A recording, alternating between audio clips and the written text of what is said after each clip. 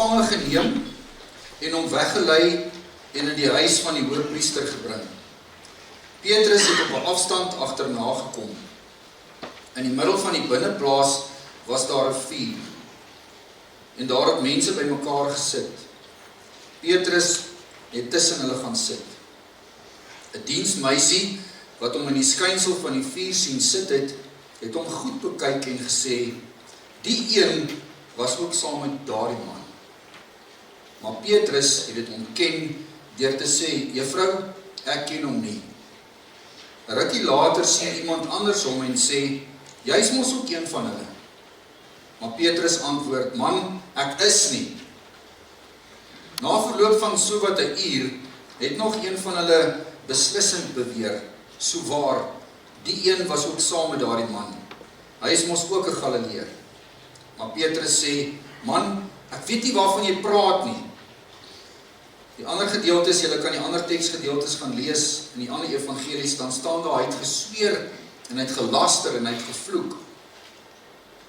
Ek weet nie waarvan julle praat nie. En onmiddellik daarna, terwyl hy nog so gepraat het, het daar 'n haan gekraai. Die Here het omgedraai en Petrus aangekyk. Toe val dit Petrus by wat die Here vir hom gesê het, voordat die haan vannag kraai, sal jy my 3 maal verloon. En Petrus het buitentoe gegaan en hy het bitterlik gehuil. Nou ek wil net so bladsy terugblaai en net vir jou Jesus se voorspelling lees van wat nou hier gebeur het. In vers 31 sê die teks vir ons, Simon, Simon het Jesus gesê, luister, die Satan het daarop aangedring om julle soos kaf te sif. Maar luister nou mooi, ek het vir jou gebid, dat jou geloof jou nie sal begewe nie. As jy weer tot inkeer gekom het, moet jy dan nou jou broers gaan versterk. Petrus sê vir hom, Here, ek is bereid om saam met u self gevangenskap en die dood in te gaan. Maar hy antwoord hom, Petrus, ek sê vir jou, die haan sal vanaand nie kraai, voordat jy my 3 maal verloon het, deur te sê dat jy my nie ken nie. Die Markus teks sê, die haan gaan 2 keer kraai, voordat jy vir my 3 keer gaan verloon het. En dis nogal belangrik dat jy 'n bietjie sommer in jou stil lees, waar ek al die evangelies vat, en hierdie kort stukkie uit al die evangelies gaan lees. Dan kry jy met so 'n mooi prentjie van wat regtig hier gebeur het. Onthou as die een goed bysit en die ander een vat goed weg, is dit nie foute wat hulle maak nie. Dis verskillende perspektiewe, dis verskillende tipe persoonlikhede wat geskryf het, en saam met dit kry mense hierdie geheel prentjie en die hele beeld wat eintlik letterlik hier gebeur het. Nou, almal van ons het dit al gekry. Jy het dit ook al gekry. En ek het dit ook al gekry. Dis daai kyk. Onthou jy daai geleentheid, toe jy so gestaan het, en jy iets begin sê het wat eintlik 'n geheim was, en jy eintlik bereid was, of besig was om 'n belangrike datum te verklap, voordat mense dit moet weet, dan het jy daai kyk gekry. Dis of jou vrou, of die man, of iemand, jou kinders het vir jou so kyk gekyk, en dan het jy sommer geweet, jy moet sy muur net daar ophou, jy het die kyk gekry. Julle wat nog in die skool is, julle kry baie keer daai kyk van 'n onderwyser. Ons het so 'n onderwyser in die biologie gehad in matriek, want hy het vir ons so gekyk, want hy het vir ons gesê, hier kom 'n ding. Hier kom 'n ding, want hy het so aan sy neus gevryf. En weet julle wat was daai ding wat gekom het? Dis die vrae in die eindeksamen. Of daai onderwyser kyk jou so en dan sê hy vir jou, die merit, rooi kaart, uitgevang. Miskien stap jy so in 'n vertrek in, en jy's 'n bietjie vreemd, of dalk jy by die kerk, en dan kry jy daai kyk. En jy voel sommer dadelik vreemd, en jy voel partykeer half sommer, of jy nie regtig jy hoor nie. Miskien het jy al daardie kyk gekry, in die sin van, mense het so van bo af afgekyk op jou, asof jy bietjie minder waardig is, en minder belangrik is, as hulle wat van bo af afkyk. Jy het dalk al daai kyk vir jou kinders of kleinkinders gegee, as hulle hier op die verhoog staan, by hulle kultuuraand, en hulle moet hulle gediggie opsit. En jy kan so aanvoel daar uit die bank uit die stoel uit, dat daar spanning is, en dat daar 'n stuk moeilikheid in hulle harte is, en 'n onstuimigheid, en dan is dit asof jy vir hulle kyk, en dan, as jy vir hulle met jou oë, hulle so oor die randjie wil help, en sê, Ja, go for it. As jy 'n klomp kinders hier op die verhoog staan met hulle konsert, hulle speelgroepie konsert, as die gordyne oopgaan of as hulle hier opkom, dan kyk hulle almal totdat hulle jou oë raak gevang het, en as daai oë mekaar ontmoet het, dan gebeur daar iets. Nou Petrus het op die kyk gekry. Maar voordat ek vir jou vanmôre sommer net so ietsie van hierdie kyk wil vertel, jy kan maar vir my aansit, wil ek sommer vir jou net so ietsie meer van Petrus vertel.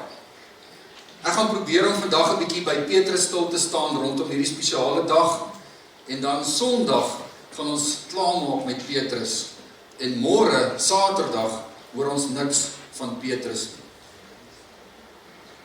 So wanneer ons vir Petrus in die Bybel raak lees, en ons kyk na Petrus, en ons kyk spesifiek in die Lukas Evangelie, dan sien ons 'n paar goeders. Ons tref vir Petrus heel eerste aan, daar waar sy ma of sy skoonma dodelik siek was, en Jesus opgedaag het, en haar dan gesond maak. En dan tref ons vir Petrus aan, daar by daai wonderbaarlike visvang, kan jy onthou, daai groot vangs, met al daai visse. En dan in Lukas 6 tref ons vir Petrus aan, waar Jesus hom Simon Petrus noem, en wanneer hy eintlik gekies word, om deel van die 12 te word. En dan tref ons hom aan, op 'n ander plek, waar hy vir Jesus vra, sal jy asseblief net vir ons verduidelik waarmee jy besig is? Ons verstaan nie lekker hierdie gelykenisse nie. Ons tref hom in hoofstuk 22 aan as die persoon wat help met die voorbereiding van die Pasga maaltyd. Ons tref vir Petrus aan, waar hy vir Jesus sê, ek sal jou nooit verraai nie. Ek sal saam met jou, sal ek tronk toe gaan. Ek sal saam met jou doodgemaak word. As ek Petrus in die Bybel raak lees, dan sien ek ietsie van Petrus wat waar is van ons almal, en ek dink van elkeen van julle. Op 'n dag soos vandag kom ons kerk toe, en ons kom sê vir die Here en vir onsself, ons is lief vir Jesus, en ons wil graag liewer vir hom word. En daar's 'n stukkie van Petrus in ons wat sê, Here, ek sal saam met jou tronk toe gaan. Ek sal saam met jou swaar kry, ek sal saam met jou ly. Petrus op 'n stadium kom by Jesus, en dan vra Jesus vir hom, Petrus, wie sê die mense is ek? Dan sê Petrus, U is die Christus, die seun van die lewende God. Selfversekerd, met 'n klomp selfvertroue, sê Petrus dit. En dan so eentjie van daar af loop hy in Jesus, en dan begin Jesus met sy mense deel, en sê dat hy gaan ly, en dat hy gaan swaar kry, en dat hy gaan sterf, en dat hy hom gaan doodmaak. Dan trek Petrus vir hierdie Jesus een kant toe, vol selfvertroue, dat hy hierdie Jesus nooit in die steek gaan laat nie, dat hy hom nie wil in die steek laat nie, en dan berisp hy. Verbeel jou, dat 'n mens Jesus vir God een kant toe vat, en hom berisp en sê, let op jou woorde Jesus, daai woorde moet nie uit jou mond uitkom nie. Ek dink in moderne taal sal ons vandag sê, ek kanselleer dit in die naam van Jesus. Dit wat jy nou net daar gesê het. Jy kan dit nie sê nie. Jy kan nie doodgaan nie, jy kan nie sterf nie, jy is die Messias. En dan sê Jesus om Petrus, staan 'n bietjie uit my pad uit. Duiwel, jy's besig om eintlik hier 'n ander koers in te lei. En dan tref ons hierdie Petrus aan, die aand toe hulle vir Jesus gevang het. Storm hy vorentoe en pluk hy sy swaard uit. En as hy sy swaard uitpluk, dan kap hy Malgas se oor af. Want hy wil daardeur, wil hy eintlik tog net sê, Here, ek het gesê ek gaan saam met U hierdie pad loop. En ek is vol selfvertroue, en ek is selfversekerd, dat ek U nie in die steek gaan laat. En dan wil hy graag eintlik vir Jesus op so 'n manier wys, dat hy 'n waarmaker van sy woord is, en dat hy staan by dit wat hy sê, en dat hy nie 'n goedkoop volgeling van Jesus is nie. En dan sê Jesus vir hom, nee Petrus, ons maak nie so nie, en dan tel hy sy oor op, en dan sit hy hom terug, en dan word hy weer gesond. En dan as ons verder vorder, dan kom ons by hierdie gedeelte aan, en jy moet vanmôre jouself so 'n bietjie in Petrus se skoene insit. Want ek weet, net soos Petrus, wil ek en jy nie vir Jesus in die steek laat. Ons wil vir Jesus wys dat ons graag in sy voetspore wil volg. Dat ons saam met ander mense in pas, geesvervuld die pad wil loop. Ons wil 'n verskil maak, ons is daar vir Jesus. En dan kom ons by hierdie teksgedeelte uit in vers 54. En dan tref ons vir Petrus daaraan, en dan sien ons, hulle het vir Jesus gevange geneem, hulle het hom weggelei in die huis, en hulle het hom voor die hoofpriester gebring, en Petrus het op 'n afstand agterna gekom. Iewers op 'n manier moes Petrus binne in hierdie kwartiere van die hoofpriester ingekom het. Iemand moes hom ingelaat het, want hierdie plekke was toe met 'n deur, en iemand het hom daar ingelaat, waarskynlik 'n diensmeisie by die hek, dalk op grond van iemand anderster se kennis, laat hom maar toe, ek ken hom, ek weet wie's dit, is Petrus, dat hy inkom. Petrus is op 'n afstand besig om agter Jesus aan te kom, want hy wil eintlik hierdeur nog steeds sê, Here, ek is nog steeds hier, ek het hier nie in die steek gelaat nie. En dan gaan sit hy hier in die middel van die plaas, hier in die binnevertrek, hier half in die courtyard, gaan sit hy by die vuur saam met ander mense, terwyl Jesus so eentjie van hom af verhoor word en voor Kajafas in die Sanhedrin staan en hulle bewyse teen Jesus soek, sodat hulle vir hom die doodstraf kan gee, sodat hulle hom kan voltrek, die dood kan voltrek. Hulle is eintlik besig met 'n onwettige verhoor, want 'n verhoor moet eintlik in die daglig plaasvind. Maar hulle is hier in die donker besig, hier tussen 1 uur en 3 uur in die nag, is hulle besig om op een of ander manier te konkel, om iets iewester te kry, om as die son opkom, 'n aanklagstaat te hê wat vir hom die doodstraf sal gee. En dan terwyl hy hier sit, is ons al aan die lig daar. Ai julle, voel my party daar, ons weer moet teruggaan na die ou dinge toe. Hierdie goeders is nou so, mense raak so afhanklik, en ek is so self verseker dat hierdie goed gaan werk soos Petrus. En dan wanneer jy hier staan en die goed werk nie, dan maak ek 'n nuwe preek in my brein terwyl ek met julle praat, want ek het hierdie goed nodig wat nou moet gebeur daarvoor. Petrus sit hierso, en wanneer Petrus hier sit in hierdie kringetjie met hierdie vuur hier om hom, dan gebeur daar 'n baie interessante ding. Dan kom daar 'n diensmeisie na Petrus toe. En hierdie diensmeisie sê vir Petrus, in die skynsel van die vuur, het sy hom bekyk, en sy iewester het sy hom herken, en sy kom na Petrus toe, en sy sê vir hom, Petrus, jy's ook een van die mense wat saam met daardie man gewees het en geloop het. En julle, dan gebeur daar 'n baie interessante ding in Petrus se lewe. Petrus was so vol van sy eie krag gewees. Petrus wou so self by hierdie Jesus staan en hom nie in die steek laat nie. En toe hierdie meisie hierdie waarheid so in sy gesig aflewer, toe kom daar 'n kraak in Petrus se mondering. Hierdie oorvertroue in sy eie geloof het 'n kraak gekry. En dan gebeur daar 'n besondere ding. Dan sê hy vir hierdie meisie, ek ken hom nie. Hierdie Petrus wat beloof het, hy gaan saam met Jesus in die tronk sit, hy gaan saam met Jesus in die pad loop, ontken dat hy kennis het van hierdie man. Juffrou, ek ken hom nie. Dis waarskynlik die diensmeisie of iemand wat hom ingelaat het, of iemand wat daar gewerk het hom raak gesien. En hierdie proses waarmee hy nou besig is, gebeur nie in sekondes nie. Dit vind plaas so omtrent in 2 ure se tyd. Vandat hierdie eerste aantuiging afgelewer is, en hierdie kraakie begin het in Petrus se mondering, totdat die einde aanbreek, is omtrent 2 ure. 'n Rukkie later sien iemand anders hom, terwyl hy daar om die vuur sit, dalk iemand wat saam met hom om die vuur gesit het, om hulle warm te hou langs hierdie koolvuur, en dan sê hy vir hom, maar jy's ook mos een van hulle. En dan sê Petrus, man, ek is. Hierdie Petrus, dankie, hierdie Petrus sit daar, en hy ontken nie net dat hy hom nie ken nie, hy ontken ook dat hy gemeenskap met hom het, en dat hy in 'n groep saam met hom is. En wat dan presies gebeur het, weet ek nie, want dan is daar so 'n uur of wat stilte, wat tussen die lyne vir my en vir jou nie geskryf word nie, maar waaroor ons maar kan dink. En na verloop van so wat 'n uur, het nog een met 'n beslisheid beweer, so waar, Het jy al gesien?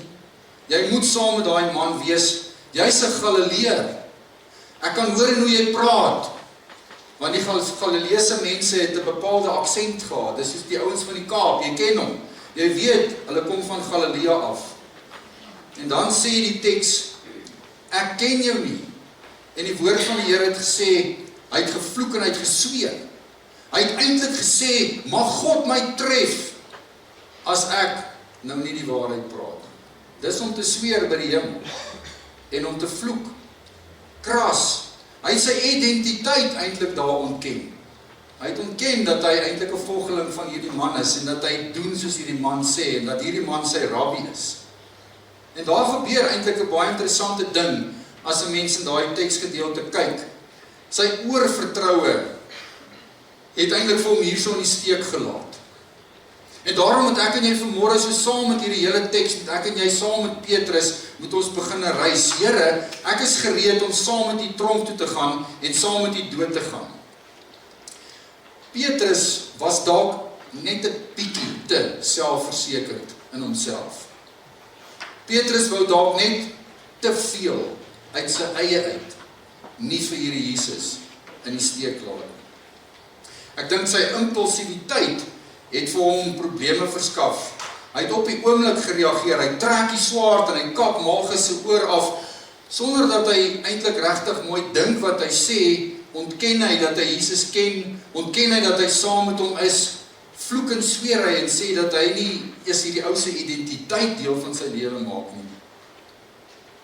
En dan sien ons eintlik so 'n stukkie voor dit, voor hierdie teks, het Petrus se kraak en sy mondering eintlik al begin, toe Jesus vir hom gesê het, Petrus, die duiwel wil julle sif, maar ek bid vir jou, dat jou geloof jou nie sal begewe, dat jy nie jou geloof sal ingee en sal inruil nie. Terwyl Jesus toe so sit daar, en Jesus bid, in plaas van om te bid, om staande te bly, om krag by God te kry, om nie hierdie Jesus in die steek te laat nie, slaap hy. So die gevaar is op sy grootste, wanneer ons dink, ons is onoorwinnelik. Petrus het 'n passie vir Jesus gehad, maar sy geloofsvertroue in homself en sy selfvertroue was dalk so 'n bietjie te veel en te groot gewees. So jy loop 'n proses, wat hier gebeur is, sy oorvertroue laat hom in die steek. En baie keer is ek en jy op dieselfde bladsy, en is vandag so spesiaal om vir my en vir jou net perspektief te kom gee, om ons net te help om so 'n bietjie weg te kyk van onsself. Partykeer het jy dieselfde passie, partykeer wil jy so graag by die werk, partykeer wil jy so graag in jou familie, in die skool, daar waar jy bly, wil jy opstaan vir Jesus. Jy wil hom nie in die steek laat nie. Jy wil in pas met Jesus leef. En dan wanneer dit gebeur, dan kry ek en jy baie keer dieselfde ervaring as Petrus.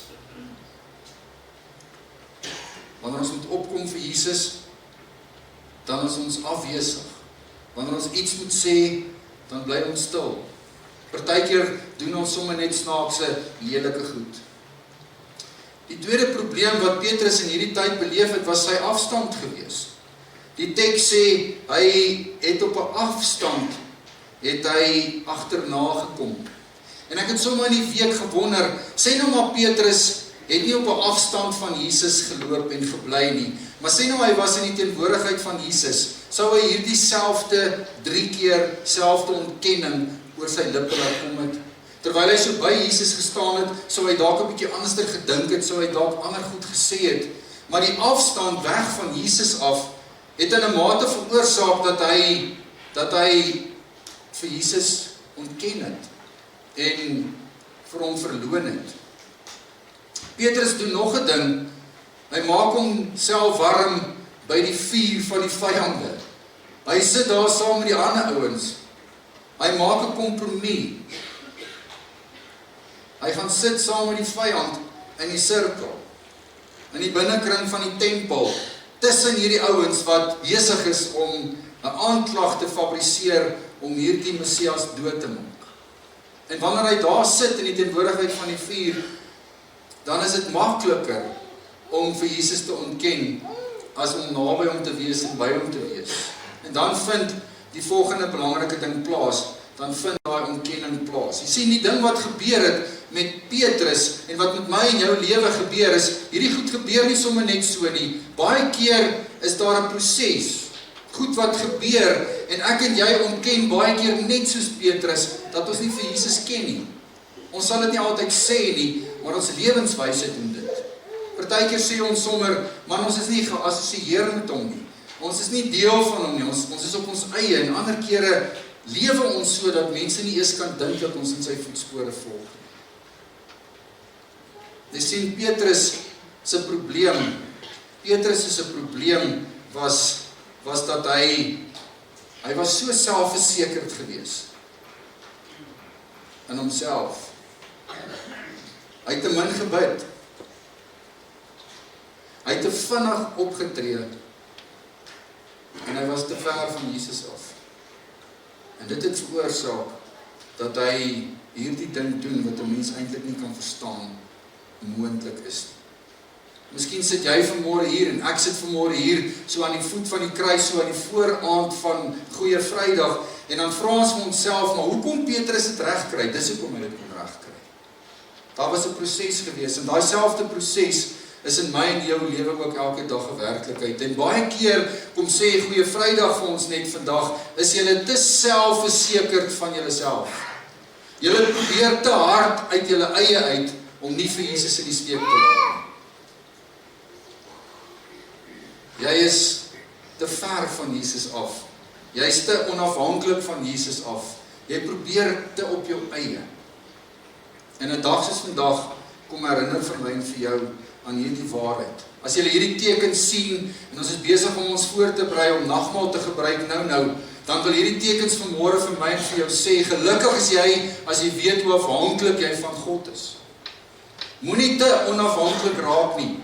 Moenie te veel op jou eie probeer om daar te wees vir Jesus. En dan as hy hierdie derde keer vir hierdie man op so 'n vieslike manier sê, ek ken hom nie, en hy vloek en hy sweer, sê die teks onmiddellik, terwyl hy nog so praat, het daar 'n haan gekraai.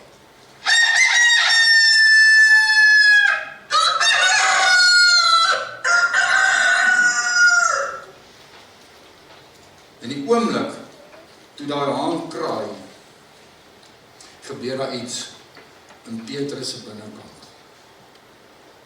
En wanneer hierdie haan vanmôre in hierdie kerkgebou kraai, dan is hierdie haan dieselfde waarskuwing en dieselfde aanduiding as wat dit in Petrus se lewe was.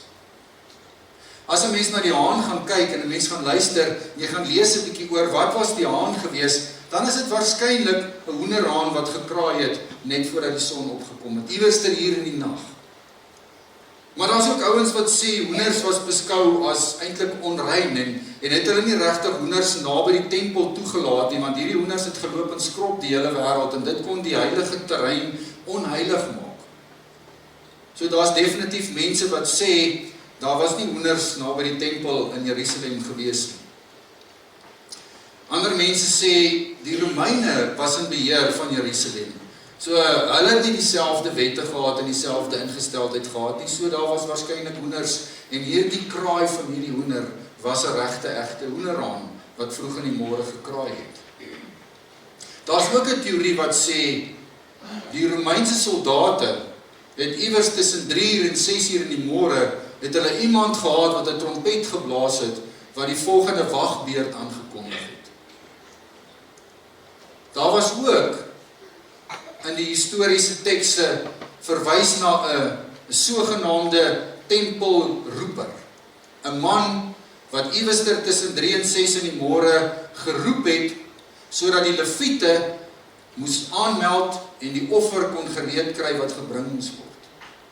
So of dit regtig egtig 'n hoenderhaan was, en of dit 'n trompet was wat 'n nuwe wagbeurt aangekondig het, en of dit op die einde van die dag die tempelroeper was wat iewester gekraai het, want al drie hierdie verwysings verwys na 'n tipe roep, gaan dit oor die vervulling van iets wat Jesus gesê het. En die presiesheid van God. En as jy net so 'n bietjie teruggaan, dan onthou jy, het Jesus vir Petrus gesê, Petrus, ek kan in jou oë sien, man. Ek kan sien, jy's vir my, en jy's nie teen my nie. Ek kan jou passie sien, en daarom verander ek jou naam, daarom word jou naam rots, en op hierdie belydenis dat ek die Christus is, gaan my kerk gebou word. En dat hy 'n positiewe ingesteldheid oor Petrus gehad, maar dat hy geweet, Petrus, dit wat ek hier vir jou sê, gaan waar wees.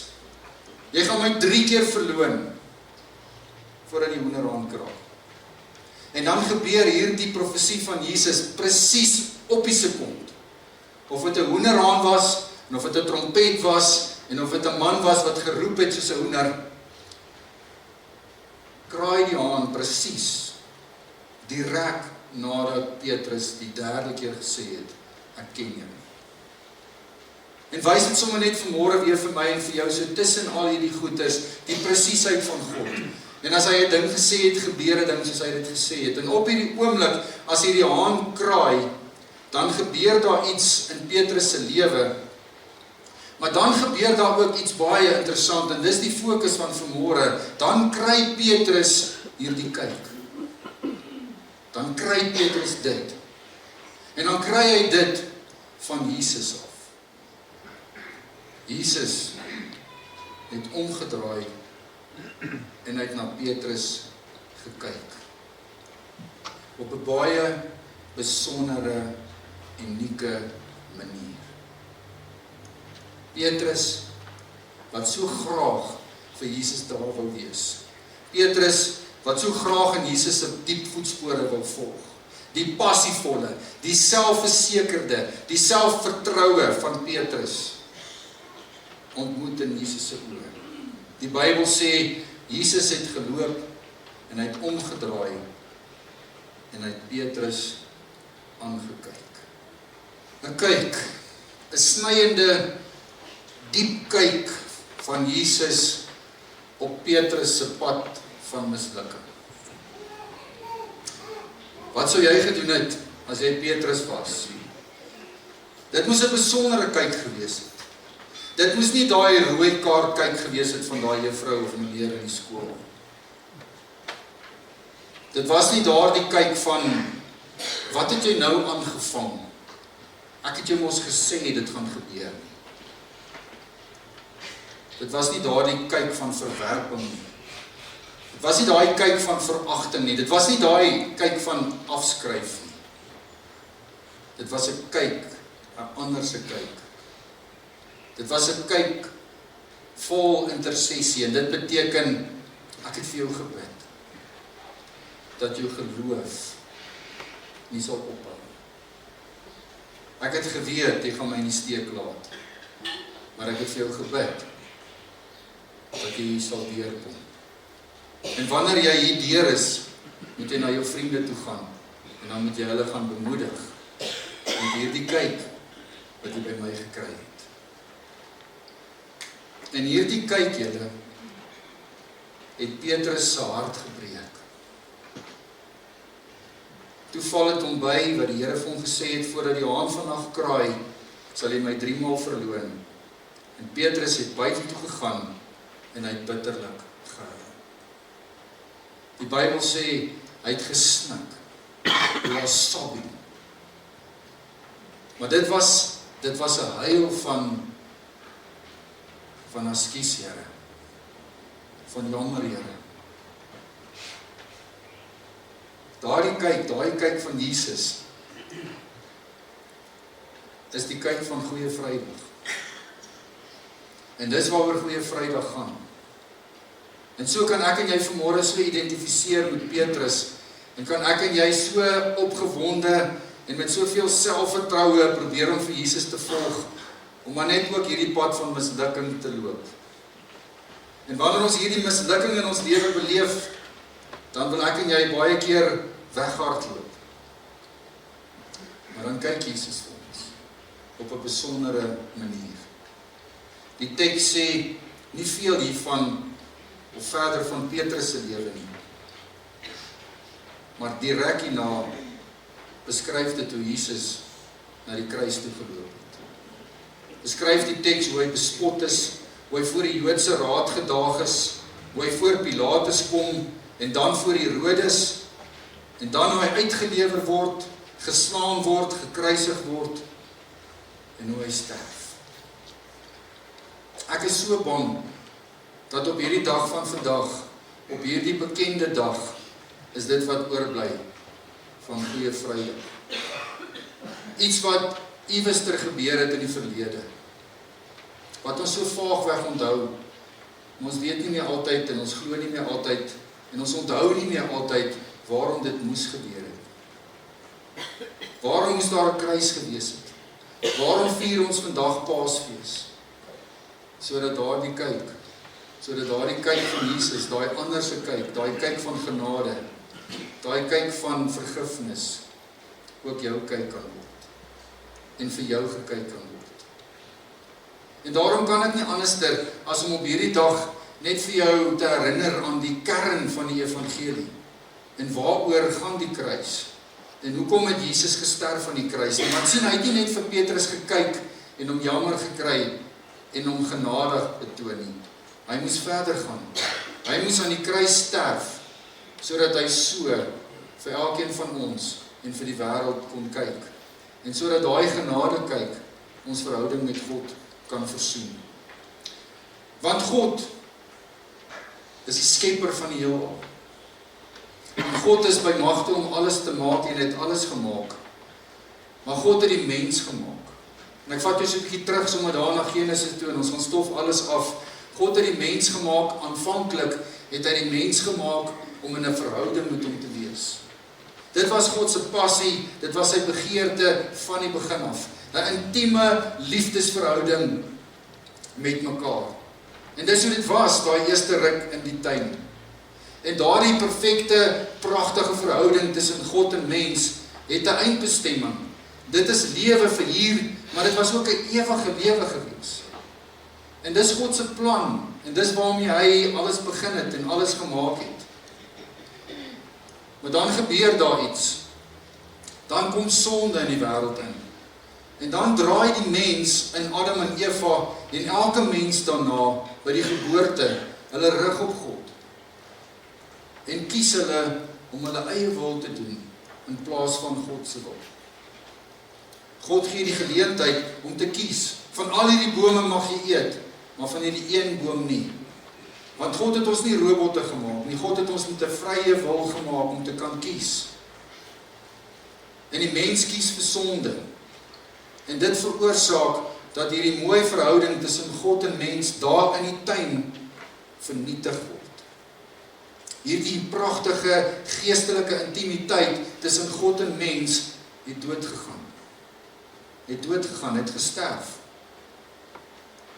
En die mens het wegbeweeg van God af, op 'n afstand van God gaan wegkruip, omdat hulle bang was vir God. En hierdie skeiding, hierdie sonde, het veroorsaak dat daar van daardie dag af en van daarna af tussen God en mens 'n geestelike skeiding is. En die mens sonder God het ook 'n uitweg en het ook 'n uitkoms, en dit is die dood. Dis die ewige dood, geskei van God af vir altyd. En dwars deur die eeue, en ek en jy in die moderne wêreld doen presies dieselfde ding. Hierdie na God se beeld, na God se gelykenis wat ons geskep is soekend na 'n verhouding met hierdie Skepper. Daar's ietsie binne in my en in jou wat nie gevul kan word deur enigiets anderster as 'n verhouding met die lewende Skepper God. En so die mens deur die eeue, en so doen die moderne mens presies dieselfde ding, en probeer die moderne mens en elke mens om terug te kom in hierdie verhouding met God.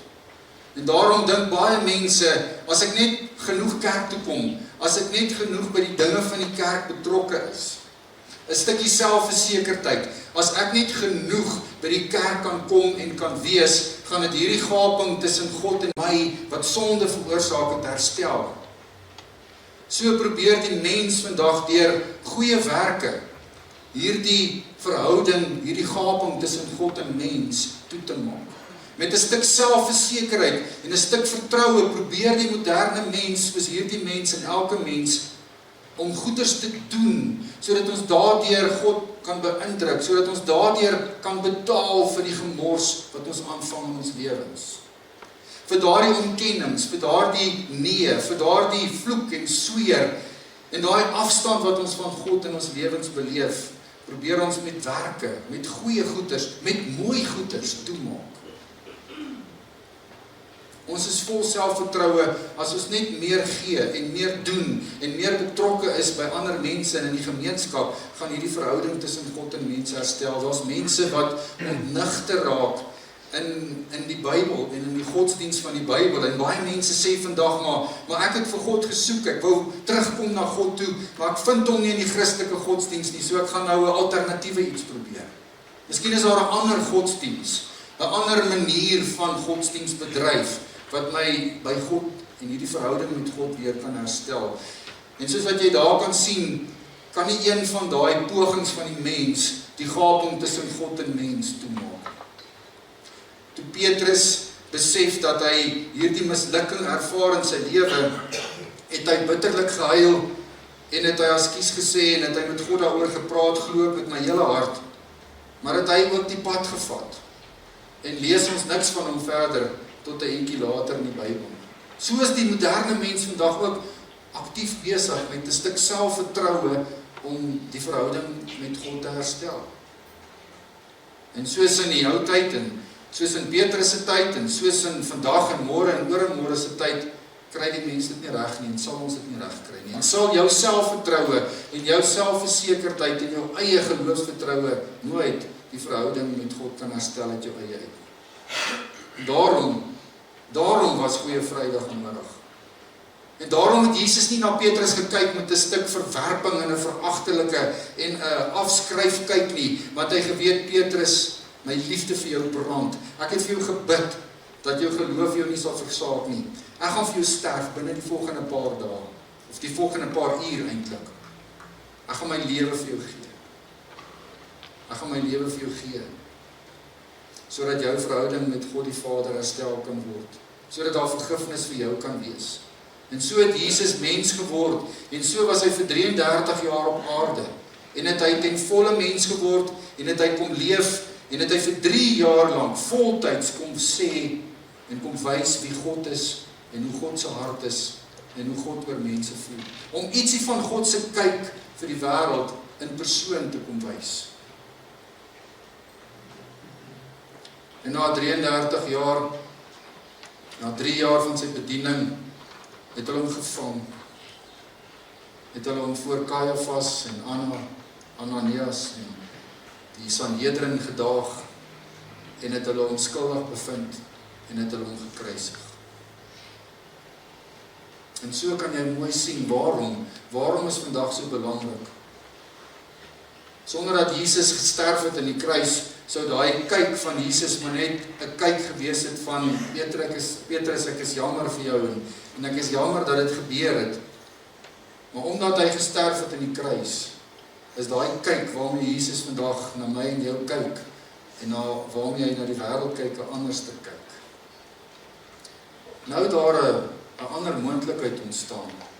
Van na Goeie Vrydag af, van na Jesus se kruisiging, vandat hy gesterf het aan die kruis, is daar nou 'n nuwe moontlikheid. Daar's weer 'n moontlikheid terug na God toe.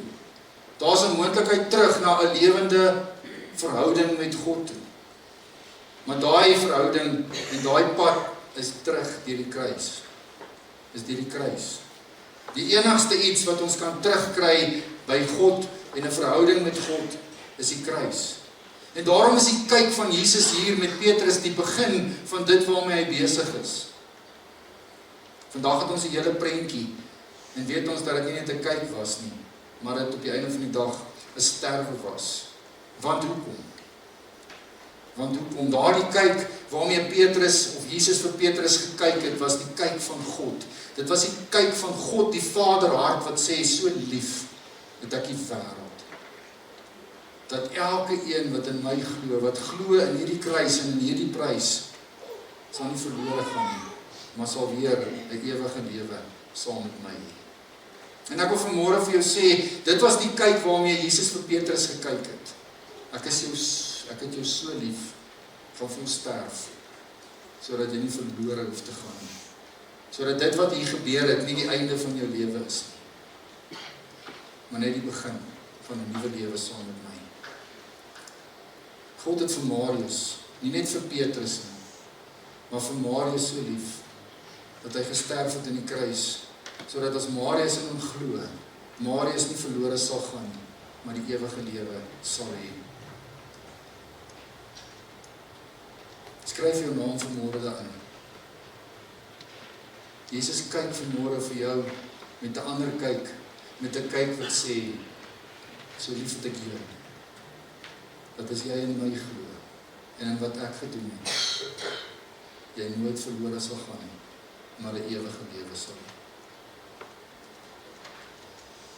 Dis hoekom dit nodig is om te weet vanmôre, waaroor gaan Goeie Vrydag. Jesus het kom betaal vir my en jou sonde. Daardie kyk alleen was iets van die Vaderhart van God. Maar dit het nog nie die sonde uitgewis nie. Dit het nog nie die prys betaal nie. Dit het iets van God se hart gesê. En dit het iets in Petrus se hart losgemaak. Maar Jesus het betaal vir my en jou sondes. En dis waaroor vandag gaan. Daardie kyk van Jesus sê, ek kyk vir jou en ek kyk vir jou, en maak nie saak waarmee jy besig is nie, maak nie saak wat jy in jou lewe aanvang nie, maak nie saak waar jy in jou lewe is nie, ek het jou so lief, dat ek my lewe vir jou gegee het. Sodat jy vir die res van jou lewe, of totdat ek weer kom, nou kan lewe, anderste as sonder my, maar dat jy ook 'n ewige lewe saam met my sal. As jy nie daai pad kies nie, dan bly jy op die onderste pad. En dan is die uiteinde van jou lewe die dood. 'n stuk dood, 'n stuk geestelike doodsheid hier en nou, maar 'n stuk geskei wees van God vir altyd. As jy sterf, of die wederkoms gebeur voor dit. So daarom is dit nodig dat ek en jy vanmôre afstof wat ons eet en wat ons drink. En dat ek en jy vanmôre weer mooi sal besef hoekom ek en jy dit eet en hoekom ek en jy dit drink en hoekom ek en jy vandag hier is. Nie om iets af te tik en te sê ek was by die Goeie Vrydag diens nie. Werke help nie. 'n stuk selfvertroue help nie. Jou eie selfversekerheid help nie. Ons is vanmôre hier om te sê, Here, daai kyk van jou is 'n hart, is 'n kyk vol liefde. Maar het gesterf in 'n kruis om dit moontlik te maak. Judas Iskariot, as jy die teks gaan lees, het nadat hy vir Jesus verraai het, is hy gevul met 'n stuk wroging en hy het hom geïsoleer. Die Bybel sê hy is weg van hulle almal af. Hy het 'n stuk vrees in hom gehad vir die gevolge van die straf. Ek dink hy was bang geweest dat 'n weerligstraal hom sou doodslaan. Weet jy wat? Daai stuk selfverwyd en daai stuk vrees in sy eie hart het hom gelei tot selfdood. Hy het sy eie lewe geneem aan die einde. Hy het homself doodgemaak omdat hy hierdie mislukking van sy lewe deur sy eie menswees nie kon uitwis. Simon Petrus het bitterlik gehuil omdat daai kyk van Jesus se oë iets in hom losgemaak het. Hom herinner het aan wat Jesus gesê het, ek bid vir jou. Ek bid vir jou sodat jy weer sal terugkom, sodat dit weer sal herstel tussen my en jou. Hy het 'n gebroke hart gehad, hy het 'n stuk sonde besef gehad, hy het besef waarmee hy besig is. En waarna toe het dit gelei? Dit het gelei na 'n bekering toe en 'n veranderde lewe toe. Judas Iskariot het met sy eie lewe betaal vir sy mislukking. Jesus het vir Petrus sy mislukking met sy lewe betaal. En dis waarvoor ek en jy vanmôre hier is. Moenie op 'n afstand volg nie. Goeie Vrydag kom herinner vir my en vir jou, die stukkie geskiedenis van Petrus kom herinner vir my en vir jou, hoe belangrik is dit, dat ek en jy naby aan Jesus moet leef. Bewaar jou intimiteit met Christus. As ons vanmôre kom eet en kom drink, is dit nie 'n goeie gewoonte wat ons afstof nie. Dis die intimiteit, dis die naaste wat ek en jy aan Jesus kan wees en kan sê, ek dink vandag aan daardie dag toe jy jou asem uitgeblaas het en vir my sonde betaal het. Moenie by die vyand se vuur warm word nie. Pas op vir die kompromieë in die donker wêreld daar buite. As ons besig is met wêreldse dinge en ons skaar ons by wêreldse dinge, dan is dit makliker om vir Jesus in die steek te laat wanneer ons moet opstaan vir hom. En die mislukkings waarmee ek en jy vanmôre in hierdie kerk ingekom het, dryf ons baie keer so weg van die Here af. Mag die mislukking en dit waarmee ek en jy in die kerk inkom en waaroor ons so sleg voel, mag dit ons dryf na Jesus se voete toe. Jesus red sondaars. Sy kyk is 'n onvoorwaardelike stuk liefde kyk. Jou mislukking in die nag is nooit die laaste woorde in die teenwoordigheid van Jesus se dagbreek.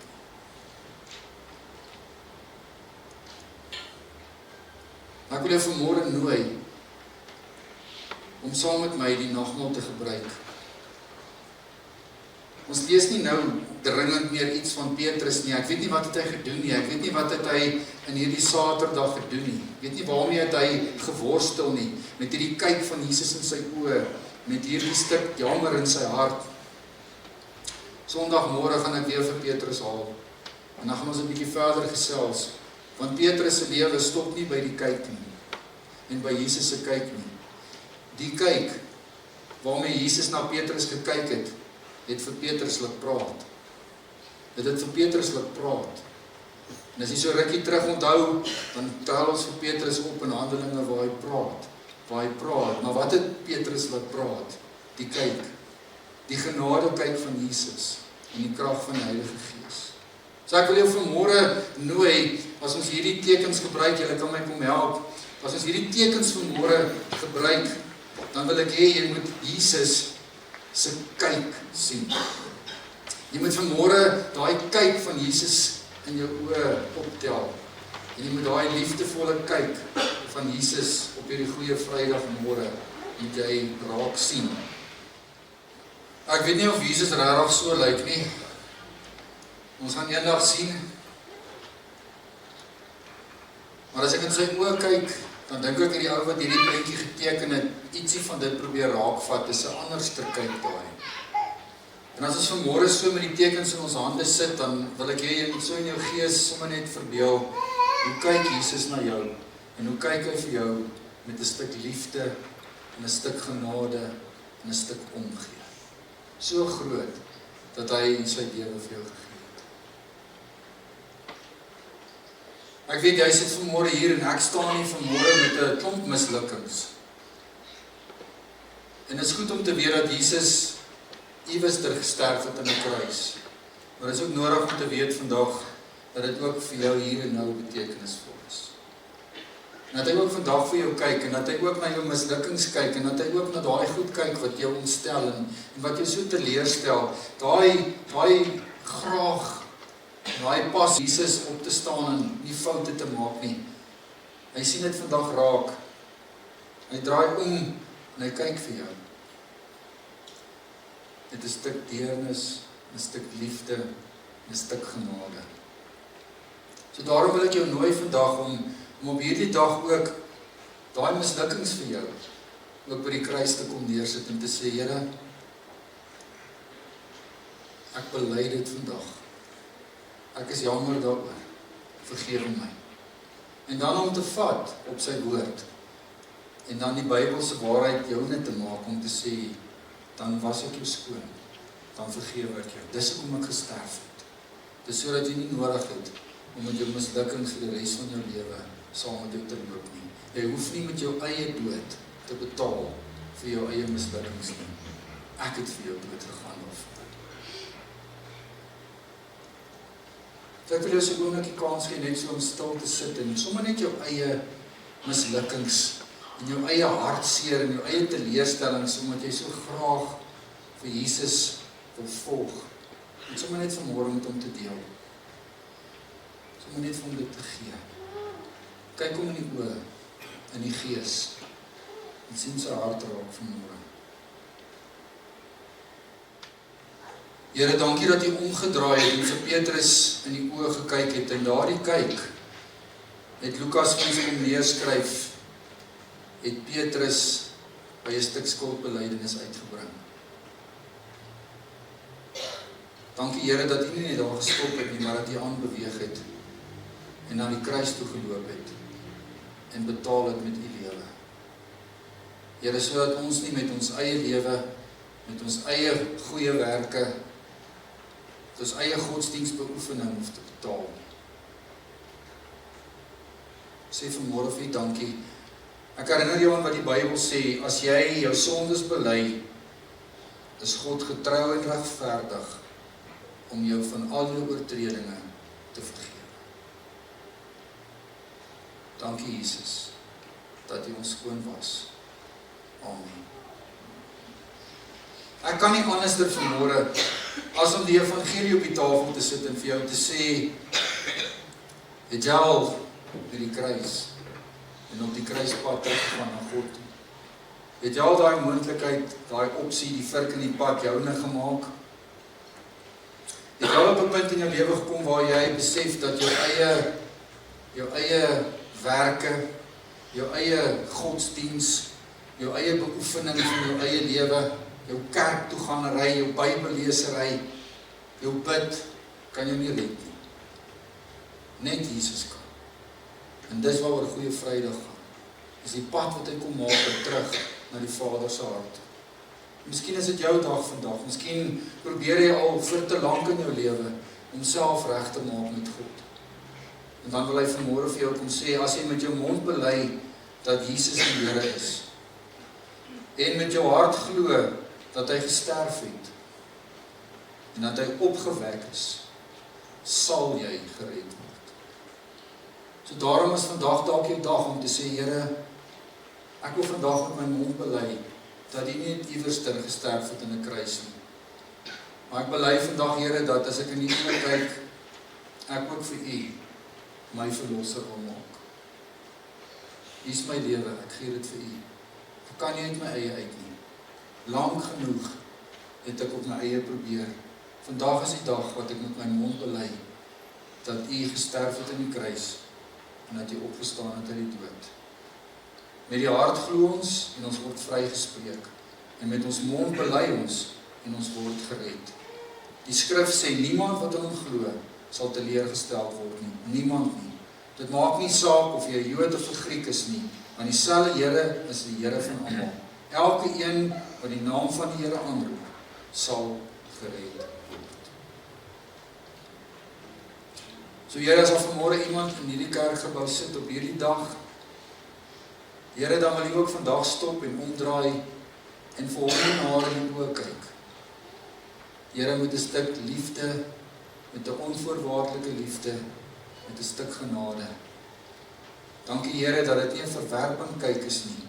Dankie dat dit nie 'n meerwaardige kyk is nie, maar dat dit 'n liefdeskyk is. Here, dat dit daai kyk is wat sê, kom na my toe. Ek het jou so lief. Ek wil nie jy moet verlore gaan. Daar waar jy sit vanmôre, kan jy in jou eie hart en jou eie woorde sê, Here Jesus, ek glo dat U gesterf het in die kruis. Nie net vir die wêreld nie, maar ook vir my. Lank genoeg, te lank, Here, het ek probeer om self reg te maak vir my mislukkings. Ek aanvaar vandag, Here, dat U vir my gesterf het in my plek aan die kruis. Sal U asseblief my Here word. Here, sal U die beheer van my lewe oorneem. Ek glo dat U gesterf het en ek glo dat U opgestaan het. En ek roep vandag U naam aan. Here, word U asseblief my verlosser. Amen. Elkeen wat dit doen, sê die woord van die Here sal gered word. As jy 'n kind van die Here is en jou hart is in die Here se hart en jou naam is in sy handpalm ingegrafeer, dan is vanmôre sommer net so afstof om vir jou te herinner aan die kyk van Jesus en hoe lief hy vir jou het. My vraag vanmôre is, wat maak ons met hierdie genade kyk van Jesus? Wat maak ons met hierdie liefde? Wat maak ons met hierdie goeie nuus? Eet ons dit vanmôre en drink ons dit vanmôre net vir onsself? Ons gaan môre en Sondag sien dat hierdie kyk het vir Petrus laat praat. My gebed vir jou is dat dit wat ons vanmôre hier herdenk, daai kyk van Jesus met daai liefde in sy oë jou sal dryf om so te begin kyk na mense wat nog nie vir Jesus ken nie, na mense wat anders te leef, na 'n wêreld wat verlore is. Mag hierdie kyk van Jesus en hierdie tekens ons herinner dat ek en jy ook sal gaan praat. Die Here het die nagmaal ingestel, daarvan getuig Paulus. Ek het van die Here ontvang wat ek ook aan julle oorlewer. Die Here Jesus het in die nag waarin hy oorgelewer is, brood geneem en nadat hy God daarvoor gedank het, het hy dit gebreek en gesê, dit is my liggaam, dit is vir julle. Gebruik dit tot my nagedagtenis.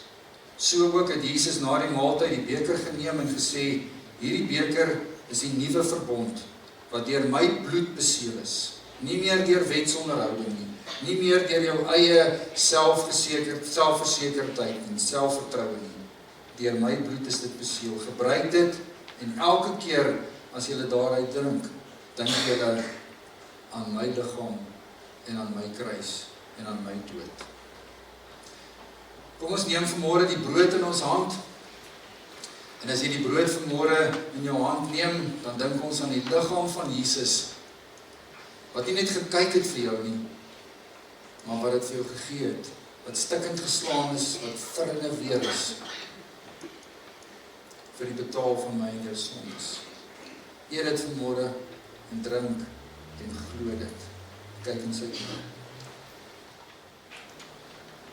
As jy die druiwesap, die kelkie in jou hand neem vanmôre, dan is dit die nuwe verbond. Dan is dit die kyk in die oë wat sê, dis nie jou selfversekerdheid nie. Dis nie jou eie krag nie. Pas op dat jy nie te selfversekerd is nie. Gelukkig as jy weet hoe afhanklik jy van my is. Want saam met my kan jy bende storm loop. Saam met my kan jy oor 'n muur spring. Hierdie bloed is die seël van die nuwe verbond. Drink dit en glo dat Jesus vir jou gesterf het en jou skoon was van al jou sondes. Here, baie dankie vir vanmôre. Dankie dat ons 'n bietjie uit 'n ander hoek uit kan kyk na hierdie groot geleentheid wat ons vandag vier. Ons harte is vanmôre vol van dankbaarheid. Here, so dankie dat U bereid was om hierdie pad te loop. Van vroeg af, Here, van daar in die tuin van Eden af, sien ons 'n ander kyk. Hoor ons, Here, U woorde wat sê, waar's julle? Sien ons, Here, U anders te kyk na Petrus. En kom wys die kruis vandag vir ons, Here, hoe groot U liefde vir ons is. Dankie, Jesus, dat U end uit, tot aan die einde toe, betaal het. Mag die genade van ons Here, en mag sy liefde, en sy teenwoordigheid, en hierdie groot liefde van Jesus, met jou wees. Ek bid dit in die naam van Jesus vir jou. Amen.